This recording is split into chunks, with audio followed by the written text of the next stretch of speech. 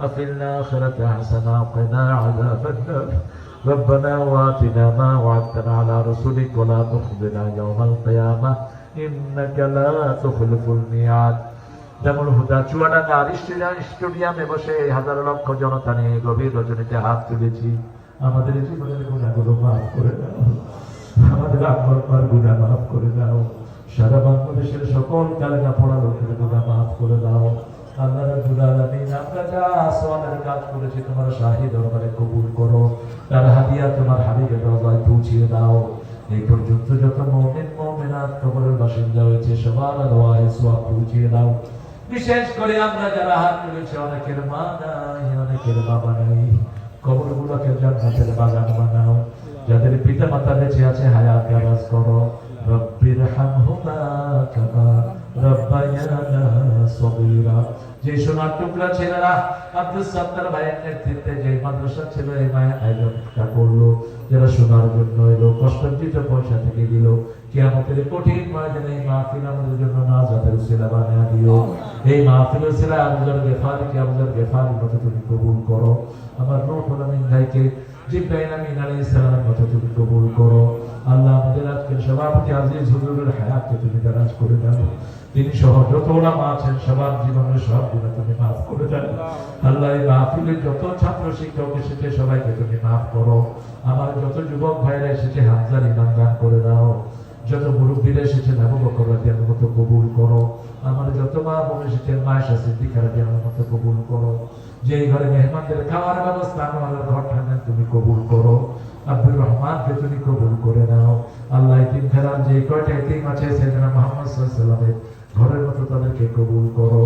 এতিম ফেরার সমস্ত অভাব তুমি দূর করে দাও। আল্লাহ বৃষ্টি একটু হওয়ার কারণে অনেক ভাই আশা থেকে বঞ্চিত হয়েছে, তাদেরকেও তুমি সওয়াব দান করে দিও। আল্লাহ বাংলাদেশের সমস্ত মানুষকে কোরআনের জন্য কবুল করো। আমাদের কত ভাই হারিয়ে গেল, কত ভাই শহীদ হলো, কত ভাই পঙ্গু হলো। আল্লাহ আফসোস নাই যদি তোমার কোরআন তোমার ঘর জমিনে আসে। আল্লাহ আমাদের সবাইকে কোরআনের জন্য কবুল করে নাও। আমাদের পুলিশ আর্মির মিডিয়াকে কবুল করো। আমাদের হিন্দু বৌদ্ধদেরকেও তুমি ইসলামের জন্য কবুল করো। সমস্ত মানুষের হৃদয় থেকে হিংসা বিদ্বেষ দূর করে দাও। আল্লাহ আমাদেরকে এক কোরআনের ছায়া তুলে আসার তৌফিক দান করো। জানি না কারো জানাজার কাপড় দোকানে এসেছে, জানি না কারো জীবনের শেষ মোনাজাত এই মোনাজাত।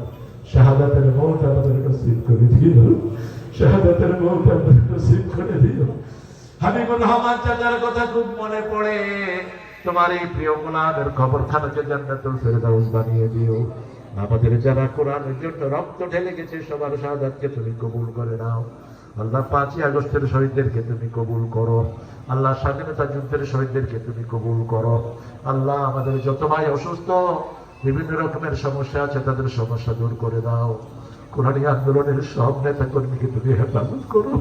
আল্লাহ রুহুল আমিন সহ যতজন তোমার জনগণের প্রতিনিধি হওয়ার জন্য কাজ করছে, এদের ব্যক্তিগত কোনো ইচ্ছাদেশ নাই, আসমানি পাহারা দিয়ে এদেরকে তুমি পাহারা দিয়ে দাও।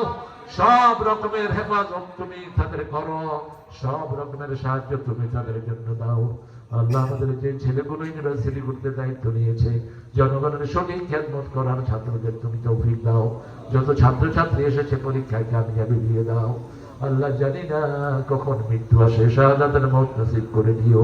মৃত্যু যখন দুয়ারে আসবে জবানে জারি করে দিও লা ইলাহা ইল্লাল্লাহু মুহাম্মাদুর রাসূলুল্লাহ।